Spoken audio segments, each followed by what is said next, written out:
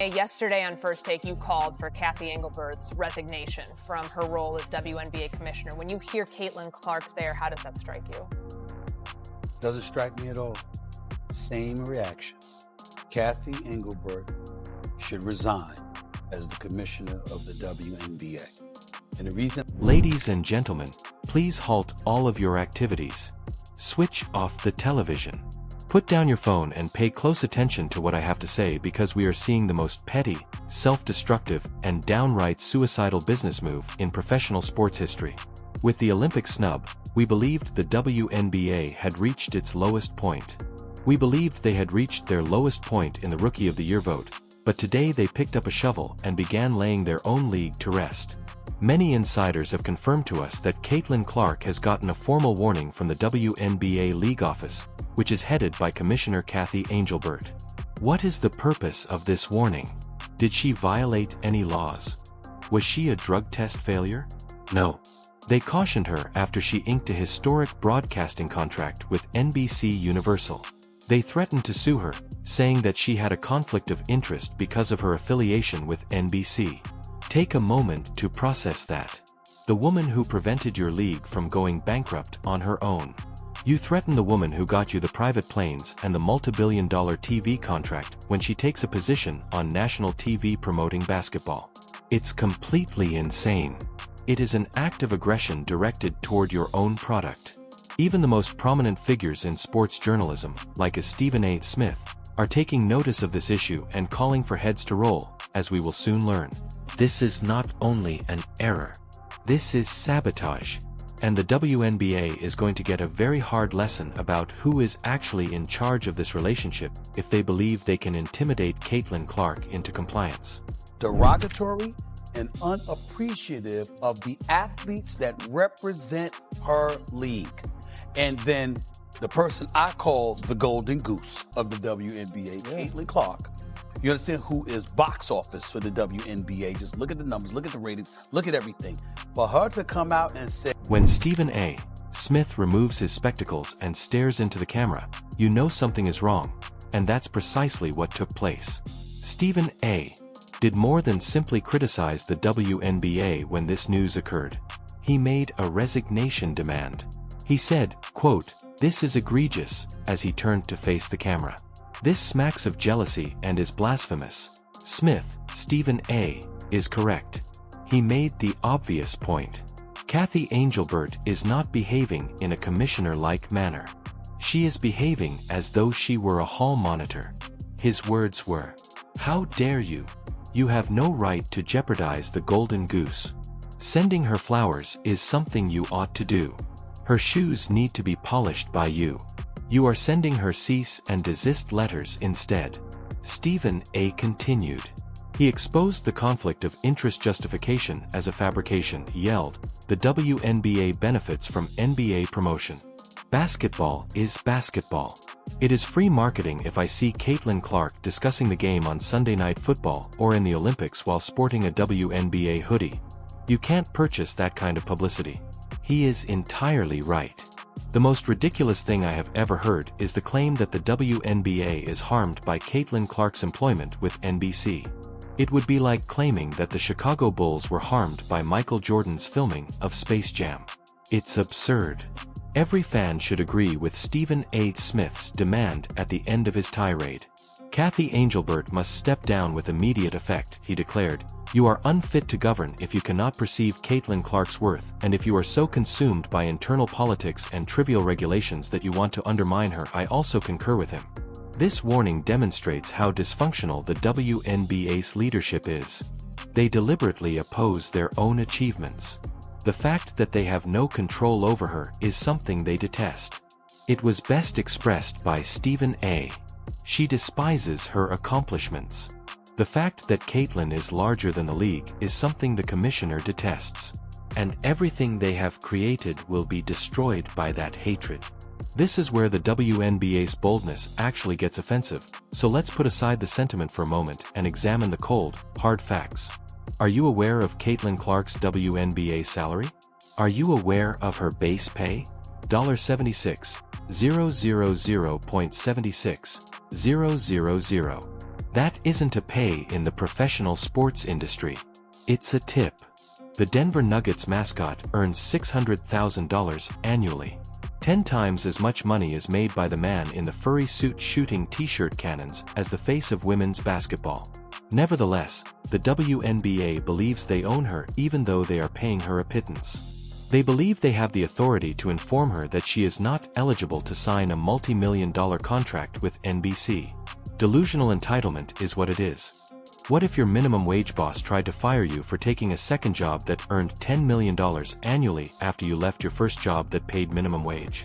You would make fun of them. You would immediately quit. Caitlin Clark is in that situation. The arrangement with NBC is not a side project. The major event is the NBC contract. She receives more money on a single weekend than she would in 4 years from the WNBA. The WNBA is attempting to impose a non-compete agreement on a worker they barely compensate by sending this notice. It's offensive. It is deteriorating. It also demonstrates that the WNBA still sees itself as a pastime rather than a company. They must give Caitlin Clark exclusive money if they wish to maintain her exclusivity. Maybe you could advise her what to do if you put $50 million on the table. However, you sit down, stop talking, and express gratitude for playing for $76K. Why is the question that now has to be asked? Why would Kathy Angelberg act in such a foolish manner? She used to be the CEO. She is a businesswoman. So why give a warning that would undoubtedly backfire? Although the solution is unappealing, we must discuss it. The locker room is the solution. It was not a boardroom that issued this warning.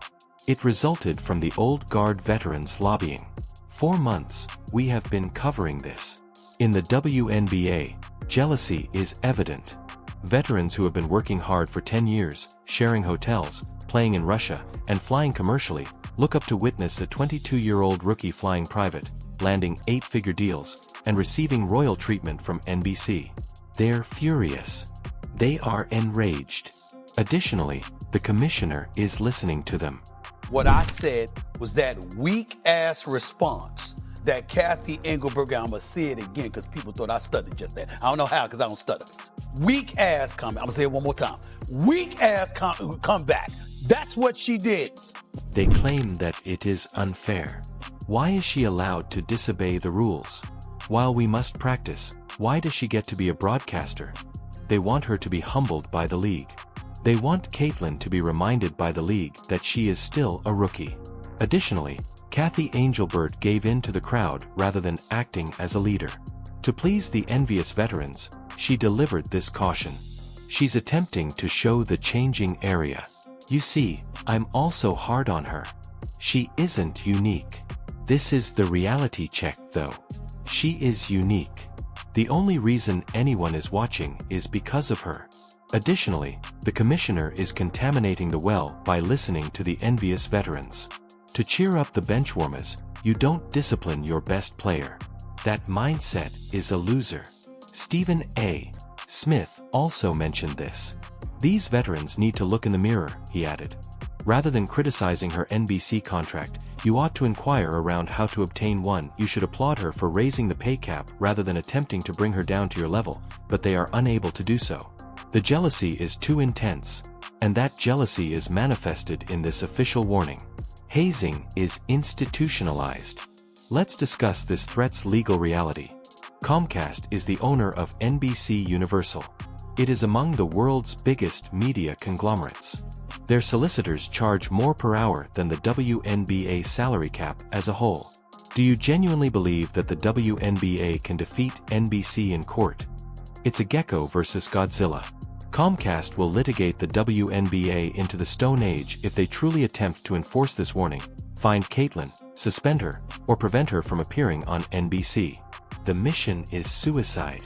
The WNBA has no negotiating power. It's unlikely that Caitlin's WNBA contract forbids her from working outside the league, particularly if that work involves broadcasting, which is technically media rather than basketball competition. At best, the conflict of interest argument is weak. The NBA is broadcast on NBC. The NBA and the WNBA are partners. Where is the dispute? Not at all. It is a made-up justification for controlling others. Let's also examine the sponsors. Wilson, Gatorade, Nike, and State Farm. These big businesses have all invested millions of dollars on Caitlin Clark. They are not the WNBA team, they are the Caitlin team. Fix this or we pull the money, those sponsors will say over the phone to Kathy Angelbert if the league declares war on her and attempts to suspend her. Unaware that the hand that feeds them belongs to a behemoth that has the power to smash them, the WNBA is biting the hand that feeds them. You are covered in petrol and you are playing with fire, Stephen A. Smith cautioned them. What comes next, then? The endgame is this. The WNBA has established a boundary. Caitlin Clark has received a warning. Caitlin must now answer. Furthermore, based on my knowledge of Caitlin Clark, she is a fierce competitor who will not give up. She will appear on NBC. That microphone will be in her hand. In her interview with LeBron James, she will challenge the WNBA to take action while staring straight into the camera. Their bluff is being called by her. The WNBA will have two options when she does. They have two options, either they give up and appear weak, or they suspend her and destroy their league. They have placed themselves in a precarious position. The fans will rebel if she is suspended. I am referring to a complete boycott. We must cancel her league pass if they even mention this to her. We must cease purchasing tickets. The accounts need to be unfollowed. We must demonstrate that the talent, not the management, is the reason we are here. While Stephen A. Smith called for a resignation, the supporters must call for a revolution. Because of their own insecurity, we cannot allow these bureaucrats to ruin the heyday of women's basketball. Caitlin Clark has the most power. She is free to go. She is able to travel to Europe. She is able to join the league that is unmatched. She can become a full-time broadcaster after retiring. The WNBA is not necessary for her. She is as essential to the WNBA as oxygen is to a guy who is drowning. The last straw is this warning. It is the evidence we required that the WNBA's existing leadership is incapable of running the organization. The greatest gift in the sport's history has been grabbed by them and handled like a burden. A savior has been taken and treated suspiciously. Kathy Angelbert, pay attention to what I have to say. Give up. Get down. Let someone take charge who is knowledgeable about media, business, and celebrity power. Because you will be known as the commissioner who destroyed the WNBA if you keep going in this direction and allowing jealousy and pettiness to influence your choices. Caitlin Clark will be alright. NBC will be alright. However, the commissioner is presently standing on an oxygen tube, and the WNBA is on life support. Although a warning has been sent, the league is the one who should heed it most. The Caitlin Clark train is moving and won't stop for anyone, especially not for a league that pays her less than a mascot, so move out of the way or risk being run over. The entire globe is observing. The clock is ticking, and Stephen A. is observing. Resolve this or it's